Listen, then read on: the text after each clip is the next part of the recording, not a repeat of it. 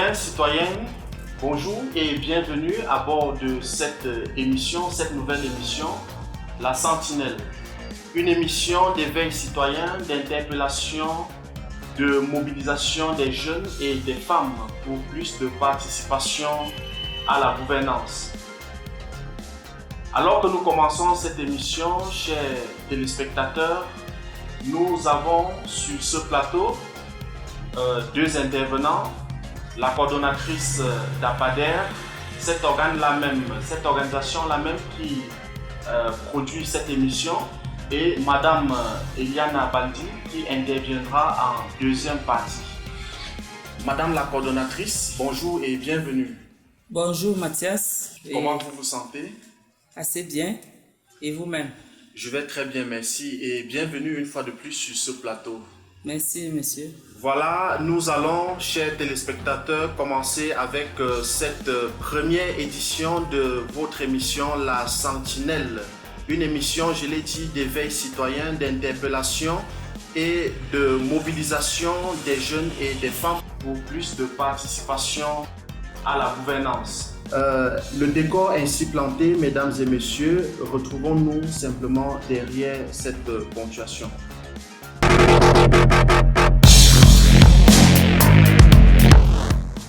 Bienvenue une fois de plus, Cordo, sur le plateau de cette nouvelle émission, La Sentinelle. Merci. Voilà, est-ce que, Cordo, vous pouvez vous présenter à nos téléspectateurs? Oui, merci déjà pour cette invitation qui nous honore. Et nous avons l'habitude de vous écouter, mais aujourd'hui, vous nous donnez l'opportunité d'être en live, d'être avec vous pour pouvoir parler de ce que nous faisons. Je suis Madame Youssouf Florence, responsable de l'association pour la promotion des actions de développement endogène, dit APADER, et responsable aujourd'hui, mais qui n'a pas commencé par cette grande responsabilité. J'entre à APADER comme animatrice, et ça c'est l'animatrice des communautés. Et après un temps, j'ai senti le besoin de renforcer mes capacités, et cette structure m'a donné l'opportunité de le faire. Et après ce renforcement de capacité, j'entre réellement dans l'organisation comme coordonnatrice de l'antenne de Tcham. À l'époque, ça c'est dans les années 95-99. Et après quoi, j'ai encore une autre opportunité d'aller renforcer les capacités,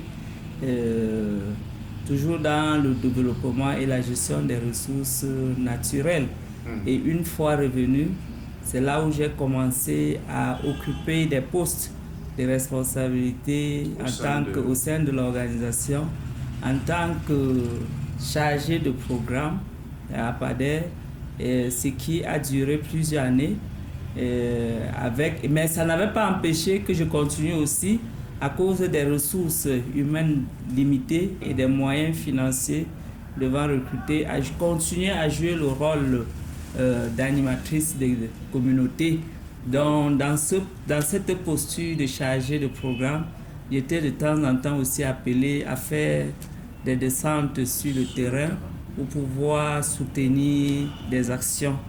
Et c'est en 2018, après une planification stratégique et la nouvelle orientation que la structure devait se donner, que je me vois porter à la tête de la structure comme coordonnatrice. Voilà, merci bien Cordo. Vous avez parlé de terrain tout à l'heure. On sait que APADER est une structure qui est suffisamment de proximité tout le temps sur le terrain pour toucher les réalités du droit.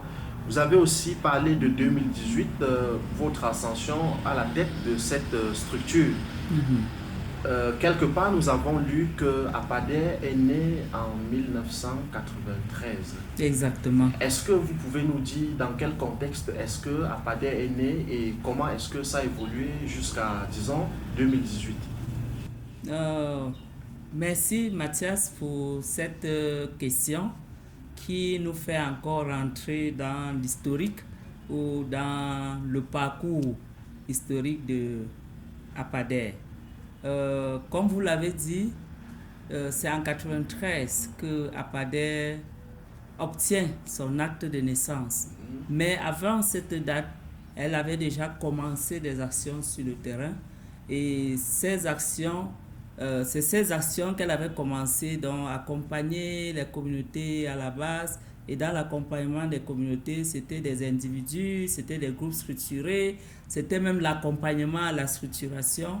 Et c'est ce travail qui a permis à APADER d'avoir son acte de naissance, qui a permis d'aller respecter auprès des autorités, obtenir auprès des autorités l'enregistrement et l'obtention de son certificat. Et ça n'a pas été du tout facile. Et l'idée est partie, cette idée était portée par des jeunes fils de la localité d'Undé, et tous sortis à l'époque de Tcham, à l'école, c'était même pas encore l'université, c'était l'INSA, donc l'Institut qui s'occupait de l'agronomie et qui formait des ingénieurs des travaux. Et donc c'est eux, étant fils du département, avaient réfléchi avec ce qu'ils avaient reçu comme connaissances, comme masse de compétences, ce qu'ils pouvaient faire pour que le département puisse émerger, puisse se développer. Et c'est là où ils ont eu l'idée de mettre en place cette association. Et c'était 6. Ils étaient 6 à l'époque. Oui, 6. Et ensemble, ils se sont assis et ils ont pensé l'idée et ça s'est opérationnalisé. Et c'est comme ça n'a pas été facile, comme je l'ai dit. Il y avait beaucoup de défis à relever, sans moyens, parce qu'il faut le souligner, c'était des gens qui devaient puiser de leurs ressources propres pour pouvoir faire asseoir l'organisation et atteindre les objectifs qui s'étaient assignés. Mais tous courageux et amoureux de leur département, ils avaient le souci de pouvoir contribuer à le voir émerger et pouvoir servir à quelque chose. Voilà. Parce que ils avaient l'idée que si le développement, si le nez se développe, ça va contribuer aussi au développement de la région et par-delà au développement de la nation. Oui. Voilà un peu d'où est partie l'idée. Voilà. Merci Kodo. Ces jeunes citoyens à l'époque avaient un peu vu comme la grande royale. C'est-à-dire ils sont allés apprendre à lier le bois au bois et ils sont venus donner cela pour le développement de leur communauté d'abord et pour pouvoir remonter. À ce sujet, nous allons écouter, parce que de 93 à 2018, ça a pratiquement 25 ans. On suppose que ça n'a pas été un long fleuve tranquille. Oui, Mathieu, et je voudrais compléter en donnant un élément important dans l'évolution ou dans l'historique des APADER. Donc, APADER, parce que tout à l'heure, vous avez relevé un aspect qu'il fallait changer d'option ou d'orientation. Tout à fait. APADER avait une vision globale de développement du pays et même de la localité où les membres ressortaient. Et ne pouvant pas, à cause des moyens limités, porter tous les pans, ils ont commencé par l'artisanat. Il y avait une ressource à l'époque qui était tellement menacée, la valorisation du bambou, l'exploitation irrationnelle et irraisonnée du bambou. Le bambou qu'on connaît dans notre localité, qu'on utilise pour faire les meubles, pour faire les cajots de tomates, pour faire ceci. Donc, c'était presque mal géré. Donc, c'est ce pan-là. APADER s'était appuyé sur ça et a organisé, pas seulement dans le Ndé, même à Tcham. Même à Tcham, beaucoup de producteurs, beaucoup de paysans pour pouvoir mieux gérer cette ressource. Et avec le temps et le nom même, cet aspect, ce volet artisanal ressortait dans le nom de l'APADER. C'était Association pour les actions de développement endogène, rural et l'artisanat. Donc, ayant toujours la vision de développement global, avec le temps, ça a évolué. ils ont changé et c'est devenu Association pour la promotion des actions de développement endogène et rural. Et intervenant, travaillant avec des partenaires, on se questionnait quelle est la différence entre endogène et rural. Et ça a suscité que des gens portent des réflexions et ça s'est encore amélioré. Et c'est là où le « et » entre endogène et rural a été enlevé et c'est devenu Association pour la promotion du développement endogène rural. Merci Cordo. Nous allons revenir tout à l'heure dans les domaines d'intervention, les activités. Mais avant, je propose que nous écoutions l'une des pièces maîtresses de la création de l'organisation qui est Monsieur Roger Cuidja. Il officie aujourd'hui en tant que chef de ferme d'application et de production dans l'une de vos structures opérationnelles. Il va nous parler ici des principales étapes de la vie d'Apader. Merci Mathias.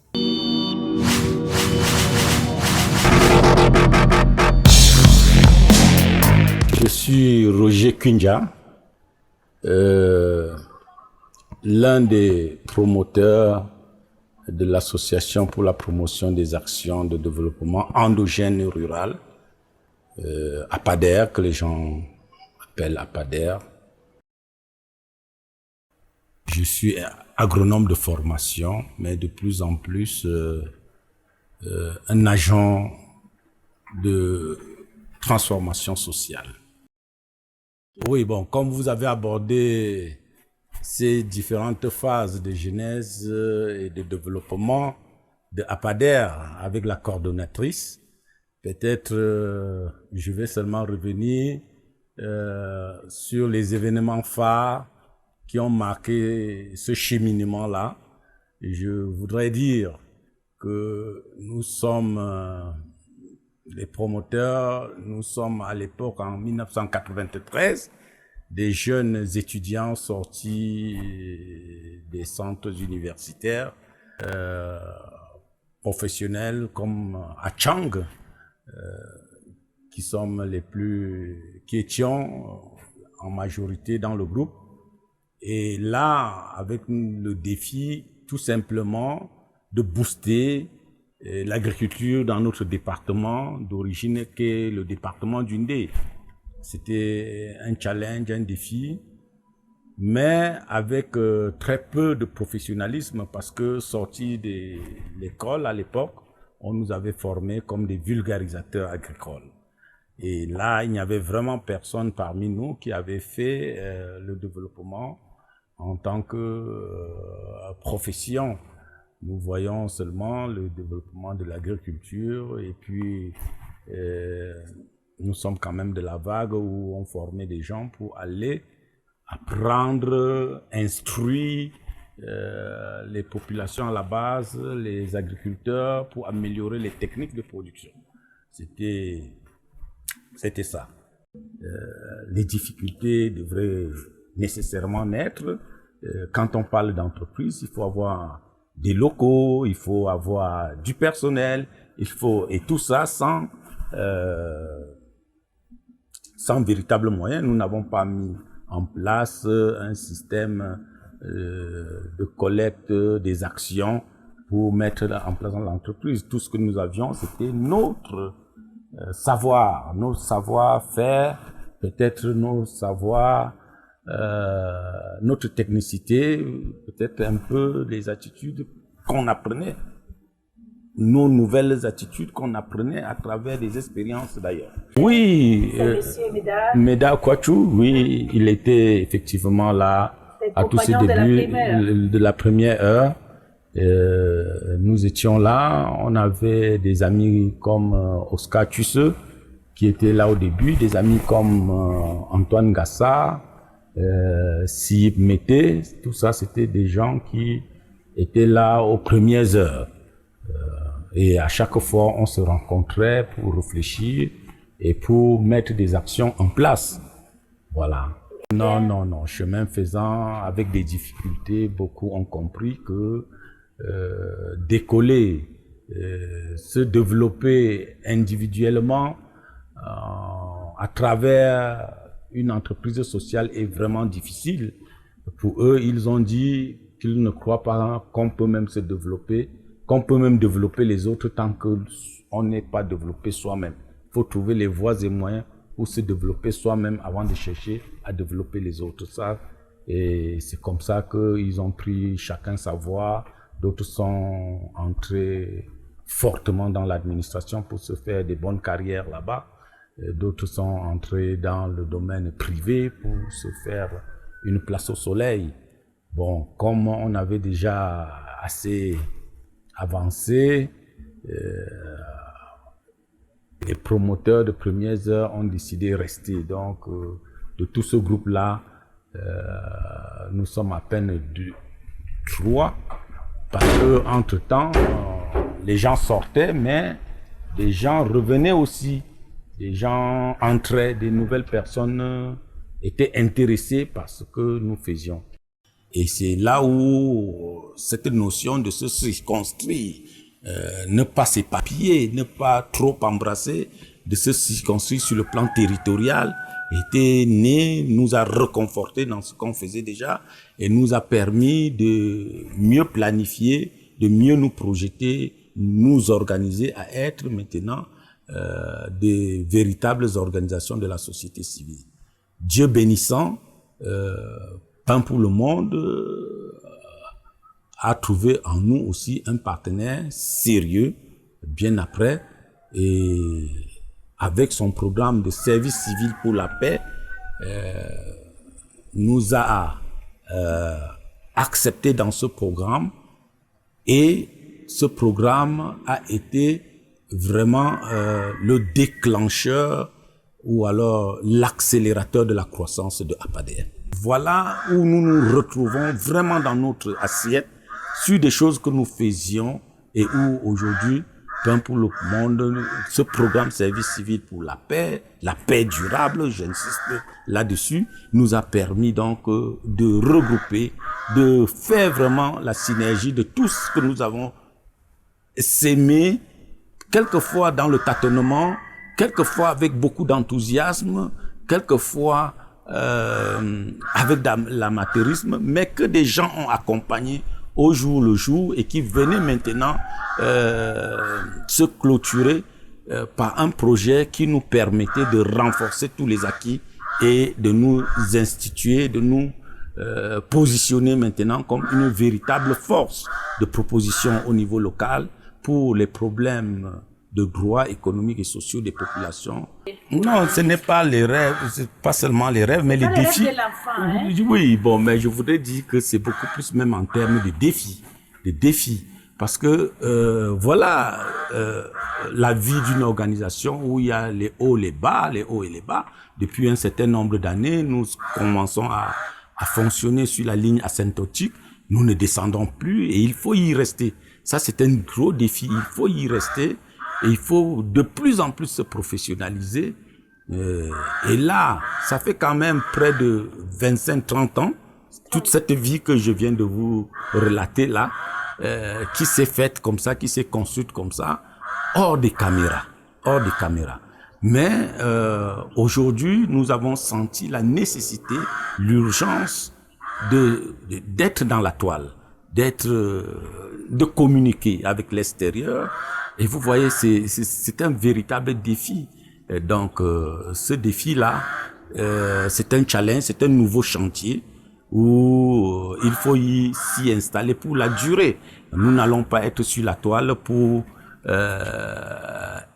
disparaître encore. Il faut y rester, il faut y être pertinent.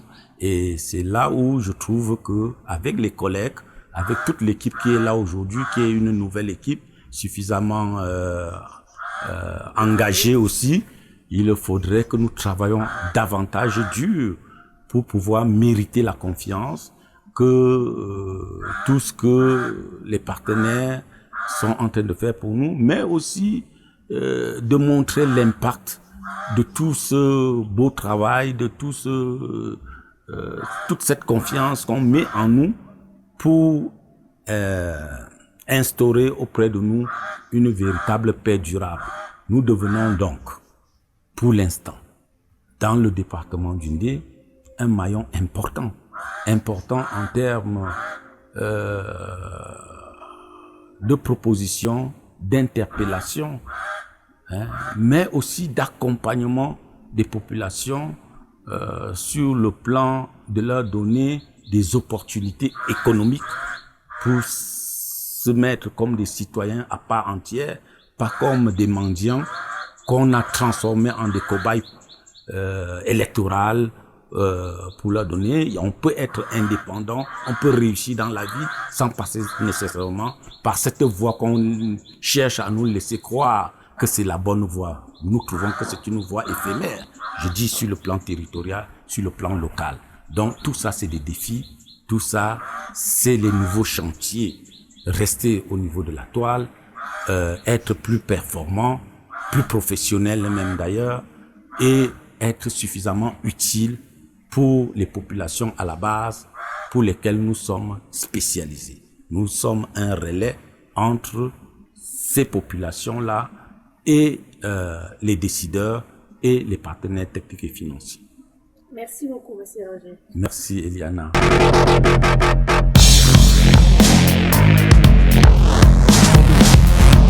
Nous venons d'écouter cette intervention de M. Roger Cuidja. De manière un peu spécifique, rapide, est-ce que vous pouvez nous édifier sur déjà l'objectif d'APADER en relation avec ces domaines d'action, ces domaines d'activité?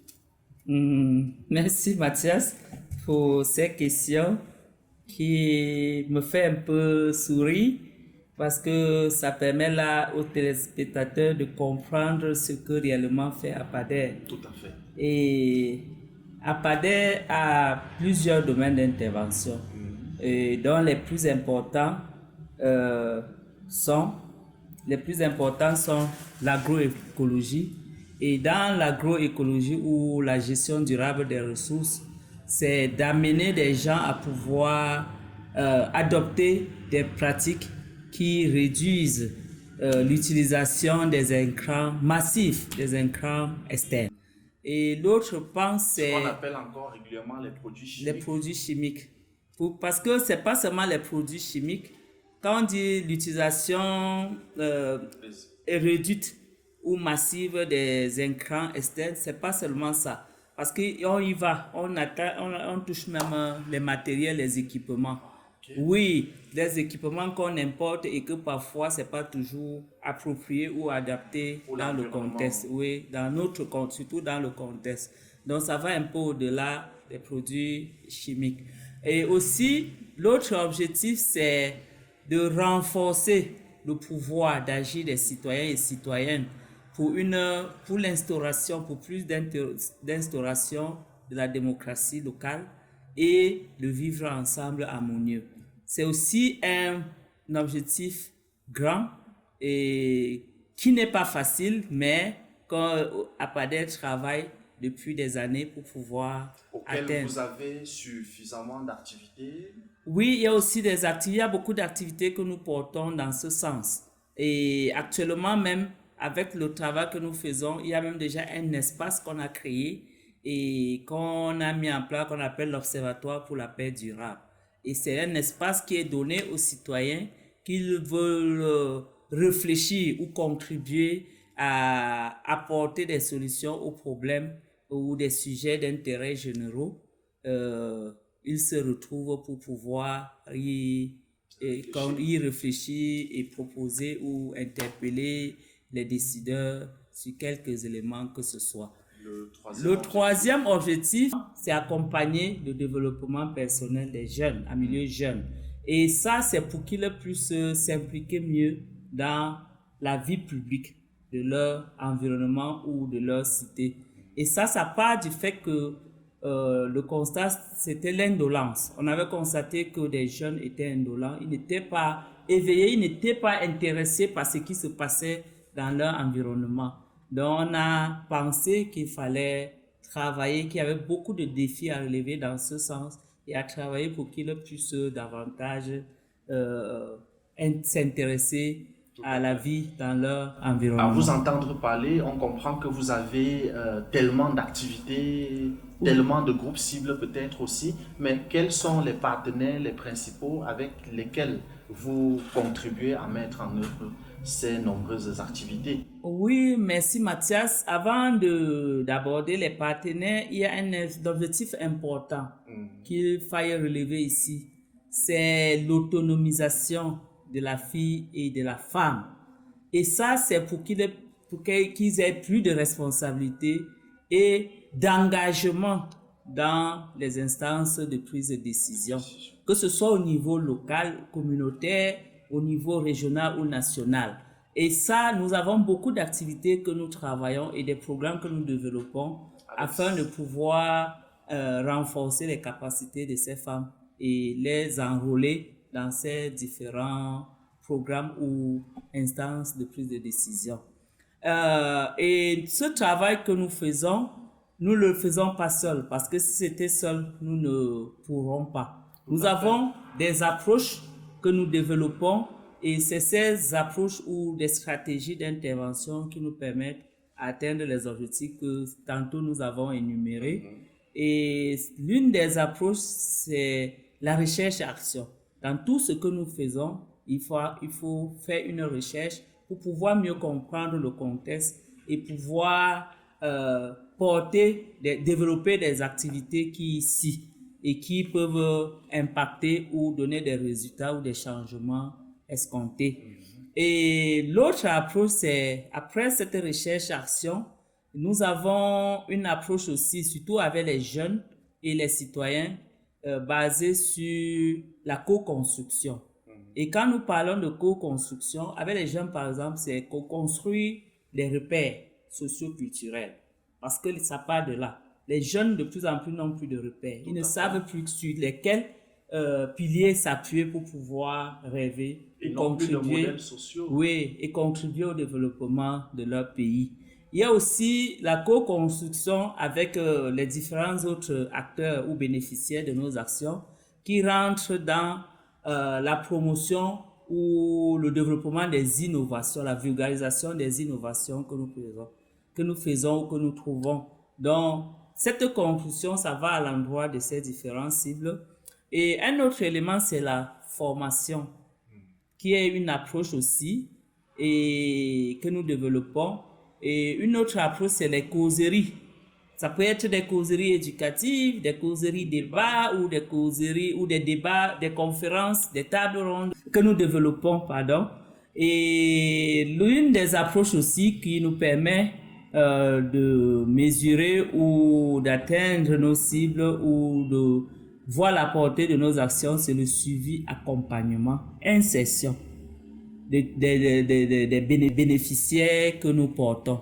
Donc, voilà un peu des approches que nous utilisons pour pouvoir atteindre ces cibles et aborder les défis auxquels nous sommes confrontés. Et dans ce travail, nous développons des partenaires au niveau local, au niveau national et international. Au niveau local, nous avons les autres organisations de la société civile avec qui nous travaillons, nous collaborons afin de pouvoir ensemble. Et ça, c'est en fonction des domaines d'intervention. Donc, par exemple, la thématique jeunesse, nous pouvons travailler avec le Zenu Network, avec le réseau des organisations de la société civile de l'Ouest, avec les partenaires comme la GIZ, Pain pour le Monde, à travers le programme Service civique pour la paix et d'autres organisations que nous trouvons, même des organisations, même des partenariats étatiques, parce que nous travaillons dans l'accompagnement de la jeunesse ou dans leur formation avec le MINADER, le MINEPIA, à travers le programme AFOC. Et ce partenariat dure depuis des années. Bien sûr qu'aujourd'hui, ça a des perturbations, mais c'est un partenariat qui est là et ça a permis de former, d'accompagner et d'insérer beaucoup de jeunes dans le département et même à vous entendre, vous avez aussi une longue liste de bénéficiaires et peut-être en les catégorisant, à quel effectif est-ce que vous pouvez chiffrer les bénéficiaires de vos actions de là à où nous nous trouvons actuellement? Merci Mathias pour la question. Parler de nos bénéficiaires en termes de chiffres n'est pas très juste ou ne met pas en exergue ce que APADER fait comme travail. Moi, je pense qu'il serait mieux que nous parlons de groupes de bénéficiaires ou des bénéficiaires de ces services. Donc, dans ce travail que nous faisons, nous avons des jeunes que nous encadrons et parmi ces jeunes, il y a des jeunes leaders. Ces jeunes leaders, c'est des jeunes que nous identifions parmi la masse des jeunes que nous encadrons, que nous renforçons des capacités parce qu'on a une vision avec eux et c'est ces jeunes qui peuvent enrôler ou mobiliser d'autres jeunes pour que les défis ou les maux qui minent la jeunesse puissent mieux être attaqués. Donc, il y a aussi les femmes. Et dans les bénéficiaires des femmes, ce n'est pas seulement les femmes adultes. Nous avons des jeunes filles au sein des établissements ou dans les communautés que nous encadrons et qui bénéficient de nos actions. Et surtout les jeunes filles, nous renforçons leurs capacités afin qu'elles puissent se prendre réellement en charge et de devenir moins dépendants des autres. Il y a aussi des citoyens engagés, des citoyens, comme je l'ai dit tantôt, c'est des personnes engagées, c'est des personnes qui sont épris des intérêts généraux, des intérêts communs, qui sont intéressés dans la cité par ce qui est général, des questions qui touchent tout le monde, pas seulement pour eux. Donc ceux-là, nous travaillons aussi avec eux. Nous travaillons aussi avec des jeunes producteurs, parce que dans les jeunes leaders, ça c'est les jeunes en milieu scolaire, et dans le secteur peut-être de l'apprentissage. Mais nous travaillons avec des jeunes producteurs et c'est vraiment des jeunes de 17 à 45 ans qui sont dans l'agro-pastoral et dont nous identifions et nous les accompagnons afin qu'ils utilisent des techniques, des nouvelles techniques pour pouvoir améliorer leur production. 17 à 45 ans, ça veut dire que vous ne respectez pas la tranche de jeunesse que le ministère de la Jeunesse a définie ou même que l'UNESCO a définie? Au départ, c'est ce qu'on faisait, mais sur le terrain, la réalité était autre. Le besoin, la sollicitation était grande. Et ne pouvant pas négliger ou laisser pour compte certains, nous avons élargi un peu la tranche de jeunes avec qui nous travaillons. Et dans ce travail, il disait aussi, il y a aussi les producteurs même qui sont déjà en activité, avec qui nous travaillons. Et ça, c'est beaucoup plus pour la reconversion. Donc, ils utilisent les nouvelles techniques pour pouvoir mieux utiliser leur environnement et préserver leur santé et contribuer aussi à préserver la santé. Nous allons sûrement revenir plus amplement dans les prochaines éditions où nous allons traiter de manière plus spécifique certains thèmes. Mais je voudrais peut-être revenir sur un aspect. Vous avez eu l'intelligence de mettre sur pied 2 structures opérationnelles. Comment est-ce que ça fonctionne? Et pourquoi avoir mis sur pied 2 structures opérationnelles? À l'époque, APADER fonctionnait comme ça, en tant que siège, et n'avait même pas encore développé ces structures opérationnelles. Mais c'est compte tenu des besoins et des sollicitations et des partenaires aussi que nous avons pensé mettre en place des structures. Et c'est des structures auxquelles nous avons greffé des programmes. Nous avons greffé à ces structures opérationnelles des programmes. Quand je prends le centre intercommunautaire d'éducation et de formation en agriculture durable, le CIFAD, qui est basé à Fetap, à environ 8 km du centre-ville de Baranté, là, c'est vraiment le programme agroécologie et gestion des ressources naturelles. Tout ce qui concerne ces aspects, c'est là que nous sommes, qu'on développe. Que ce soit les consultances, les visites d'échange, le partage d'expériences dans ces aspects, la formation des jeunes ou des autres producteurs en activité qui sollicitent renforcer ou acquérir, même la vulgarisation et l'expérimentation des techniques agricoles ou des pratiques, c'est là-bas que ça se fait. Et là, nous avons le centre même qui forme, le local qui forme, et à côté, nous avons la ferme d'application et de production. Et c'est là où se développent toutes les expérimentations ou la recherche et action que nous portons. Et l'autre structure opérationnelle, c'est l'espace jeune du nez. Et cet espace jeune du nez, comme je l'ai dit, c'est quand on portait une activité avec Zenu Network, qu'on a appelé le programme Jeunesse, Culture et Citoyenneté. C'est une des conséquences de cette activité que nous avons menée dans le Ndé avec les jeunes, et qu'à l'issue, on a créé l'espace. C'était pour montrer aux jeunes, parce que le besoin était là, les jeunes étaient là, ils voulaient s'exprimer, ils n'avaient pas où s'exprimer. Ça a permis qu'on a créé cet espace et ça permettait aux jeunes de se retrouver, d'échanger, de débattre. Et à l'époque, quand on venait de créer, on développait ce qu'on appelait les séances AICP.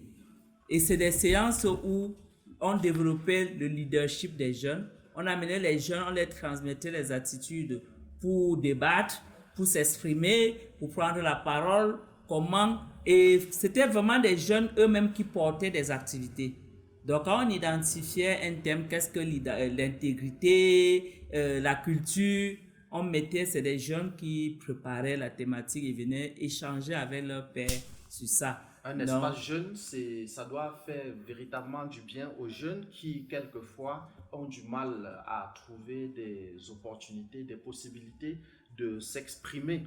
Merci Cordo pour ces éclairages. Nous disons merci une fois de plus à tous ceux-là qui nous écoutent. Apader est situé à la descente, vous avez dit à la descente de l'école publique groupe 3 en contrebas de l'immeuble Chaya Optique, anciennement appelé immeuble Nestel. Oui. Voilà. Donc, pour tous ceux-là qui ont besoin des informations, vous pouvez passer par là et tout à l'heure, nous allons donner les contacts utiles parce que vous avez un site web, vous avez une page Facebook aussi et les numéros qui sont WhatsApp où les gens peuvent à longueur de journée vous contacter pour avoir toutes les informations utiles. Restez des nôtres, mesdames et messieurs, chers citoyens et chères citoyennes. Nous revenons pour la deuxième partie. Citoyens et citoyennes, merci de nous retrouver une fois de plus sur le plateau de la Sentinelle, notre émission d'éveil citoyen, d'interpellation et de mobilisation pour une plus grande participation des populations, des citoyens au changement. Nous accueillons sur le plateau Madame Eliana Baldi. Bonjour et bienvenue. Bonjour Mathias, bonjour Florence. Bonjour Eliana. Vous vous sentez? Émue, mais très bien. Vous vous êtes vue avant d'arriver ici? Oui. Ok. Eliana, tu vas simplement nous entretenir sur le pourquoi du numérique, donc l'introduction du numérique dans le travail d'Apader. Quels sont les objectifs qui vous ont, disons comme ça, animé? Déjà, vous vous présentez avant de répondre à ma question. Je suis allé trop vite. Merci Mathias. D'abord, je m'appelle Eliana Baldi, comme tu l'as dit, je suis italienne et j'ai la joie d'être à Apader depuis juin 2023. Et je dis joie parce que j'étais charmée tout de suite par l'histoire que Mme Florence vient de nous raconter, l'histoire d'Apader, le contexte de naissance. Et une fois ici, le charme a été confirmé par le nombre d'activités et l'engagement passionné des membres d'Apader sur le terrain. Dès mon arrivée, j'ai remarqué qu'on faisait beaucoup de choses, mais il n'y avait pas assez de visibilité. Donc, dans le passé, il y avait une page Facebook qui ne fonctionnait plus depuis 2 ans à cause du Covid et du changement aussi de personnel. Et donc, je me disais, il faut absolument que notre message puisse aller plus loin et que notre message puisse atteindre un nombre plus grand de personnes. Donc, dans une réflexion commune, et aussi, il faut dire, la Providence a joué à notre faveur parce elle a mis sur notre chemin un professionnel de la communication qui nous aide même aujourd'hui à la technique. Et donc, c'est à partir de ces échanges et ces réflexions que nous avons eu l'idée d'abord d'ouvrir une page Facebook de redynamiser la page Facebook depuis 3 semaines et puis de commencer une série d'émissions YouTube.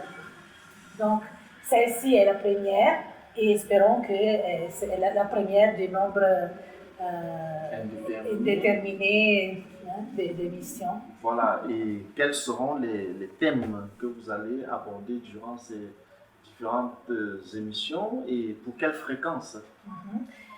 Merci. Donc, je voudrais dire d'abord que dans le monde de la communication, si tu ne communiques pas, tu n'existes pas. Donc, c'est très important d'avoir ces espaces parce que APADER, pas seulement existe, mais rêve, travaille et veut explorer de nouvelles choses. Donc, les émissions que nous allons mettre sur place dans les jours à venir veulent justement donner visibilité à ces rêves, à ces activités et à ces expériments.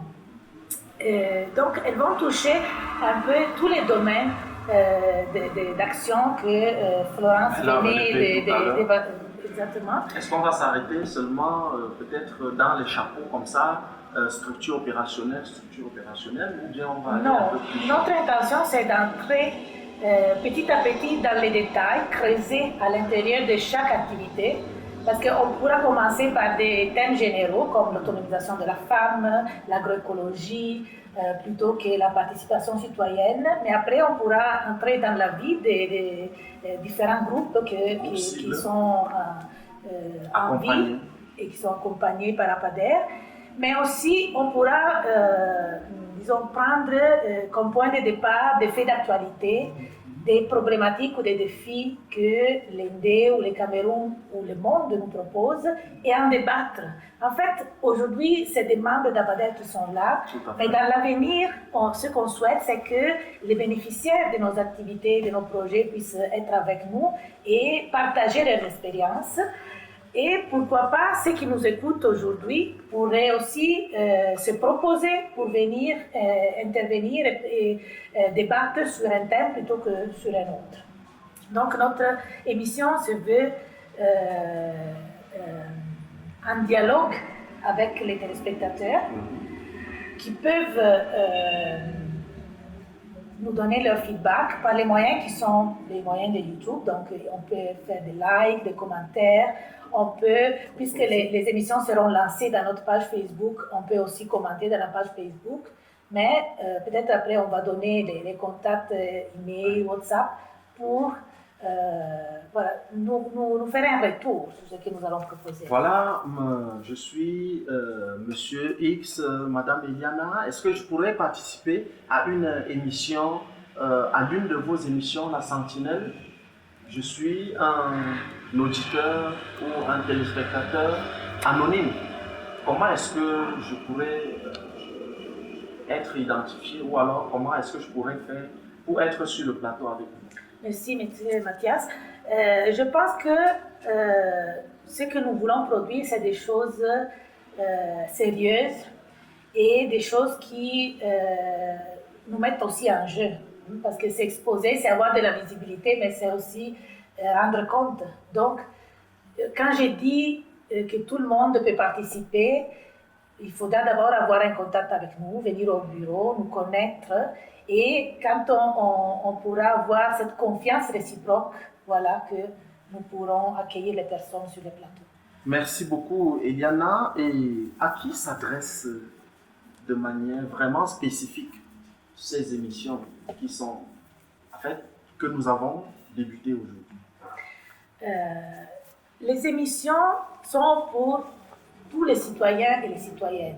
Bien sûr, chaque sujet que nous aborderons aura des bénéficiaires, des cibles ou des personnes qui seront davantage intéressées par le thème. Quand on parle de femmes, peut-être les femmes vont être plus intéressées par cette émission particulière, même si quand on parle d'autonomisation de la femme, ça implique nécessairement les époux, les hommes, les pères, les enfants. Donc, on peut dire que l'émission est pour tous. Et comme dans la première partie de l'émission, Madame Florence disait, et vous aussi peut-être vous avez souligné que les jeunes et les femmes sont nos partenaires privilégiés, peut-être on peut dire aussi que dans les émissions, les jeunes, les femmes et les citoyens engagés seront les téléspectateurs de préférence. Donc les hommes ont déjà suffisamment de pouvoir. Les hommes ont déjà peut-être suffisamment de pouvoir. On ne les cible plus. Non, les hommes sont... L'objectif d'APADER, c'est le développement durable. Le développement durable n'exclut personne, c'est inclusif. Donc, on ne peut pas dire qu'on les considère pas. Citoyens, citoyennes, vous comprenez très bien que cette émission est la vôtre. Restez des nôtres. Cette émission Zéro nous a permis essentiellement de connaître davantage APADER à travers l'intervention de la coordonnatrice, Madame Youssef Florence. Cette organisation promotrice de cette nouvelle chaîne YouTube que vous regardez à l'instant. Nous avons également écouté tour à tour Madame Eliana qui nous a édifié sur le pourquoi des émissions YouTube et les prochains pas. N'oublions pas que nous avons aussi écouté en off M. Koudia Roger, il est chef de ferme d'application et de production au CIFAD.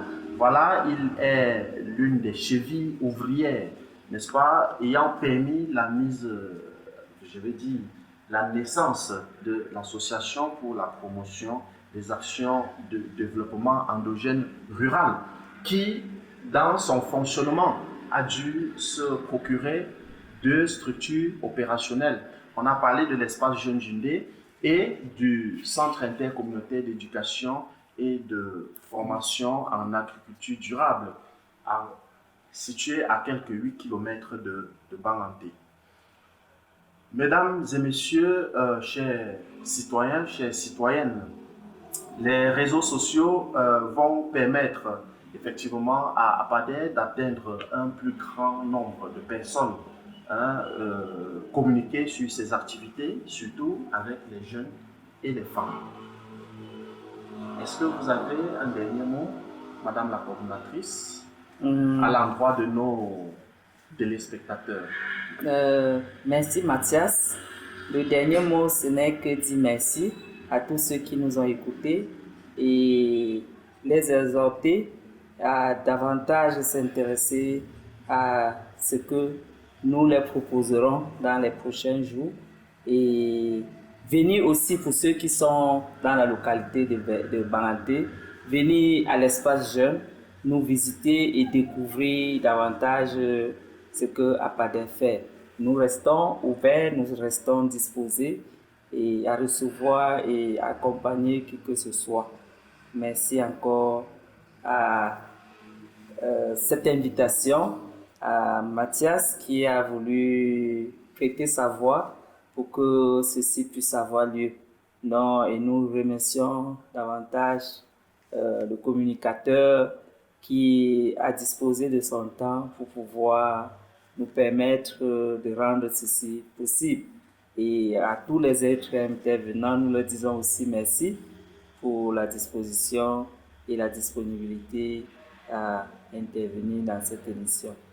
Merci encore une fois de plus. Comme on dit, une seule main ne peut pas attacher solidement un paquet. Nous étions très heureux d'être avec vous sur ce plateau. Pour ceux qui nous écoutent à l'instant, si vous voulez participer ou contribuer à l'une de ces émissions, abonnez-vous ou inscrivez-vous sur notre page Facebook qui est déjà APADER-CAM. APADER-CAM. De toutes les façons, cette information va défiler au bas de votre écran, ainsi que l'adresse mail à travers laquelle vous pourrez joindre directement la coordonnatrice qui est sur ce plateau avec nous, info@apader-cam.org. Tout cela en minuscule et sans espace. Vous pouvez aussi nous contacter au 651 87 65 69 672 68 23 27 675 00 50 90. Mesdames et messieurs, chers citoyens, chères citoyennes, ces informations défilent au bas de votre écran. Eliana, nous sommes au terme de notre émission. Un dernier mot à l'endroit de nos charmants téléspectateurs. Bien sûr, on est dans le numérique, donc mon dernier mot, ce sera de nous liker et de partager nos émissions, de partager tout ce que nous faisons dans vos réseaux, parmi vos connaissances pour une plus large diffusion de notre message. Et qu'ils n'hésitent pas de nous interpeller pour contribuer et nous donner leur retour sur les thèmes que nous proposons et aussi des propositions de thèmes. J'ai vu aussi beaucoup de productions. Qu'est-ce que vous en faites là maintenant? Je vois, il y a beaucoup de médias à tenir un peu. C'est qu'avant le numérique, il y avait des livrets d'éducation populaire. Nous publions bimensuel les regards citoyens. Il y a les flyers, il y a les livrets des plaidoyers communs. Ceux-ci sont les livrets du plaidoyer identité. Bon, nous aurons dans les prochaines émissions l'occasion de parler de ça. Donc il y a du matériel qui entre dans le domaine de la communication traditionnelle, disons.